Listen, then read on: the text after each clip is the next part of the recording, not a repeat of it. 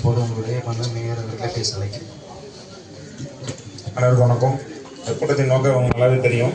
ஒரு மண்டலமாக நம்ம மக்களுடன் முதலீடு செய்யுமா மக்களுக்குள்ள எல்லா திட்டமும் உடனே கிடைக்கும்ட்டு சோமேஸ் நடத்திக்கிட்டு இருக்கோம். முதல் வாரம் நார்த்து, வெஸ்ட்டு, அடுத்தது ஈஸ்ட்டு, சவுத்து நடத்திக்கிட்டு இருக்கோம். இல்லை நிறைய மனுக்கள் வரும், உடனே தீர்வு வந்துடும். இது வரைக்கும் பார்த்தீங்கன்னா கடந்த 9 மாதமாக இங்கே ஒரு 490 மனு வந்திருக்கு. 490 வந்து க்ளோசிங், ஒரு 23 ஓப்பன் பெண்டிங்கில் இருக்கும். அது வந்து சாலையும் காணும் உள்ளது. இந்த நிகழ்ச்சியில் முன்னிலைத்து நடத்தி கொண்டிருக்கும் மாநிலங்களுக்கு மற்றும் துணை மேலவர்கள், துணை ஆணையர் உள்ளிட்ட நம்ம மண்டல தலைவர் மற்றும் மாமன்ற உறுப்பினர் எல்லாம் மூத்த உறுப்பினர் தான். அண்ணா கனகராஜ், அவங்க விஜயலட்சுமி, அண்ணன் பொன்னப்பன் அவர்கள், அண்ணன் ராமர் உள்ளிட்ட சுரேஷ் உள்ளிட்ட அனைவருக்கும் வணக்கம். பத்திரிகையாளர்களுக்கு வணக்கம், பொதுமக்களுக்கு வணக்கம். இந்த கூட்டத்தின் நோக்கம் நல்லாவே தெரியும். மாநகராட்சி ஆஃபீஸ் அங்கே இருக்குது. கிட்டத்தட்ட ஒரு 93 கிலோமீட்டர் சுற்றி ஏரியா இருந்தாலும் மக்கள் வந்து நேரடியாக கஷ்டப்படக்கூடாதுன்னு நம்ம தமிழ்நாடு முதலமைச்சர் மக்களுடன் முதல்வர் ஸ்கீம் நகர்ப்புறத்துலேயும் இருக்குது, ஊராட்சியில் இருக்கிற மாதிரி. இதை வந்து எலாபரேட்டாக பண்ணோம்னா நேரடியாக வரும். இதில் வர சில நிறைய விஷயம், அதாவது பொதுமக்கள் முதல்ல வந்து நாங்கள் வந்து எந்த மாதிரி ரோடு ப்ரிஃபரன்ஸ் எடுத்தோம்னா 2500 சாலை போடப்பட்டுள்ளது. கடந்த 3 ஆண்டு உள்ளாட்சி வந்ததுலேருந்து ஸ்கூல் சோனு ஏரியாவிலேருந்து எந்த நிறைய யூஸ் பண்ணுற ரோடு எடுத்தோம். அதுக்கப்புறம் ஒரு ஏரியாவுக்கு வந்து ஒரு 80% கவர் பண்ணான்னு இருக்கோம். மக்கள் சந்திக்கச்சில் சில சின்ன சின்ன சந்து இருக்குது, 4 அடி 5 அடி சந்து. குறிப்பாக நம்ம மேற்கு மண்டலத்தில் தண்ணி நிறைய கட்டி கிடக்குற பிரச்சனை இதெல்லாம் தெரிய வருது. இந்த அடிப்படையில் லைட்டு தேவை இருக்குது. எக்ஸ்ட்ரா இந்த ஏரியாலாம் நிறைய வீடு வந்துக்கிட்டே இருக்குது. லைட்டு தேவை இருக்குது. அந்தந்த என்னென்ன மக்கள் கோரிக்கை இருக்கோ அந்த அடிப்படையில் வரும். ஏற்கனவே சொன்ன மாதிரி இந்த விடுபட்ட பகுதி தூத்துக்குடியில் 60 வார்டு இருக்குது. தூத்துக்குடி மாநகராட்சியில் 60 வார்டில் வந்து கிட்டத்தட்ட 80% சாலையெல்லாம் 80% கவர் பண்ணியிருக்கோம்.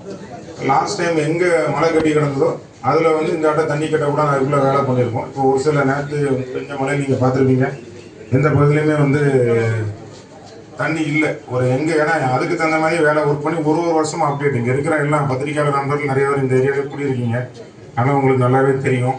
அது மட்டும் இல்லை, இன்று நடக்கிற இந்த பகுதியில் நம்ம ஏற்கனவே பட்ஜெட், அதாவது மாநகராட்சி பட்ஜெட்டில் அறிவித்த மாதிரி அந்த டர்ஃப் போட்டு வர்றது மகளிர் பூங்கா இங்கே தான் இருக்குது. அது பக்கத்தில் அந்த போட்டு வரும். அது போக குறுங்காடு நல்ல போலீஸ் சென்டர் இருக்குது. திரையரங்கத்தில் 14வது வார்டு, அது நம்ம மேற்கு மண்டல் சேர்ந்தது தான். அந்த பகுதியிலையும் வந்து வரவுக்குள்ள இடம் பார்த்துருக்கோம். மிக விரைவில் வரும். அது மட்டும் இல்லை, நேற்று சின்ன ஒரு வாட்ஸ்அப், அதாவது 7ஆம் தேதியில் உள்ளதை வாட்ஸ்அப் மூலிமா நாங்கள் தெரிஞ்சுக்கிட்டோம். எங்கள்கிட்ட கம்ப்ளைண்ட் வரல, இருந்தாலும் நாங்கள் லைவில் சொல்லிக்கிறோம். அதாவது ஒரு சின்ன குழந்தை தவறி விழுந்தது பார்த்தேன். நான் திருப்பியும் உங்கள்கிட்ட சொல்லிக்கிறது, நம்ம மேற்கு மண்டலத்தில் நிறைய எம்டி லேண்ட் இருக்குது. நான் உங்கள்கிட்ட வந்து 2022 21 தண்ணி, அது 20 போன அதிமுக ஆட்சியில் பார்த்தீங்கன்னா 45 நாள்லாம் தண்ணியில் இருந்திருக்கீங்க. இப்போ உங்களுக்கு யூஜிடி வசதி பண்ணி கொடுத்தாச்சு. நம்ம தமிழக முதலமைச்சர் உத்தரவுக்கு யூஜிடி வசதி வந்தாச்சு, வடிகால் போட்டாச்சு. நல்லா போனால் 22 வந்து 3 நாள் தண்ணி வச்சு, 23 ஊரு ஃபுல்லாக 5 அடி இருந்தது. இந்த பகுதியில் ஓடையை ஒட்டி 7 அடிக்கு மேலே தண்ணி இருந்தது. அதையும் நாங்கள் வந்து 4 நாளில் வடிச்சிட்டோம். மக்கள் தான் சாட்சி. அதுக்கு நான் வேறு யாரையுமே எனக்கு சாட்சி சொல்லலை. 24 மழை பெய்ச்சு லைவ்லேயே சுற்றி வந்தோம். தண்ணி ஏற விடலை. வெளியே இருந்து காட்டு தண்ணி வந்தாலும் அதையும் நம்ம மடக்கி 2 நாளில் ரெடி ஆச்சு. 25ல் அந்த பிரச்சனை இருக்காது. அதுக்குள்ளே பிரச்சனை வந்து இப்போ நம்ம ராமர் வார்டு தான். இன்னும் 2 கான் பைபாஸ் பண்ணி போடுறோம் கோக்கூர் குளத்துல இருந்து. நேரத்து முந்தா நேரத்தும் கோக்கூர் குளத்தில் உள்ளவங்க வந்தாங்க, எங்கள் இடத்துல விடக்கூடாதுன்னு சொல்லி ஏற்கனவே அந்த குளத்தை வந்து சுற்றி வாக்கிங் ட்ராக் மாதிரி பாண்டு மாதிரி கிரியேட் பண்ணி கொண்டு வரோம். அதுவும் அதில் வரப்போகுது வருங்காலத்தில். நல்ல குளத்தில் இருந்தாலும் அதில் மீன் வளர்த்தாலும் சரி மக்கள் பயன்பாட்டுக்கு வரும். எங்கெங்கெல்லாம் எம்டி ஸ்பேஸ் இருக்கோ, நம்ம முன்னாடி பார்த்தீங்கன்னா கிராமப்புறத்தில் பார்த்தீங்கன்னா சின்ன சின்ன லாட்டில் ஆடுவாங்க, அங்கே கிட்டி கம்பு அப்படி இருக்கும். இப்போ நம்ம வந்து நகர்ப்புறத்தில் பார்த்தீங்கன்னா அது வாலிபாலாக இருக்கலாம், பேஸ்கெட்பாலாக இருக்கலாம், பேட்மிண்டனாக இருக்கலாம். இப்படி சின்ன சின்ன கோர்ட்டு மாநகராட்சிக்குள்ளே 206 கோர்ட் இருக்குது, அதை போடுறோம். இது போக அந்த எம்டி லேண்டுக்காரங்க வந்து ஏன் சொல்ல வரேன்னா, அந்த 3 வருஷத்தில் 2 லட்சம் 3 லட்சம் இருந்து சென்டுங்க. இப்போல்லாம் 15 லட்சத்துக்கு குறைஞ்சி வாங்க முடியல. எல்லா இடமும் டெவலப் பண்ணி விட்டாச்சு. உங்கள் இடம் வந்து ஏறிட்டு 5 சென்ட் வச்சுருக்கவங்களுக்கு இப்போ 1 கோடிக்கு மேலே ஆகிட்டீங்க. நீங்கள் செய்ய வேண்டிய என்னென்னா, அந்த இடத்துல மண் அடிச்சிங்கன்னா 1 லட்ச ரூபா தான் ஆகும். அதனால் ஒரு உயிரை வந்து எந்த ஈடும் குழப்ப முடியாது. அது வந்து தவிர்க்க முடியாமல் அந்த ஏரியா யாரோ கேமரா வச்சுருக்காங்க, அதை கண்காணிக்க வச்சுருக்க கேமராவில் பதியப்பட்டது.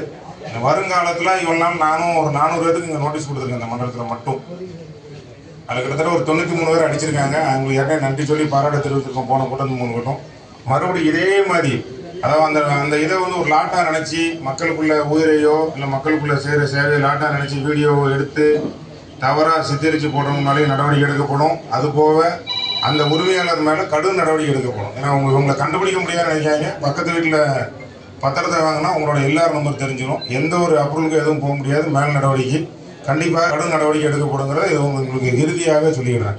திருப்பி உடனடியாக நீங்கள் அந்த மண்ணை வடித்து நிரப்பணும்.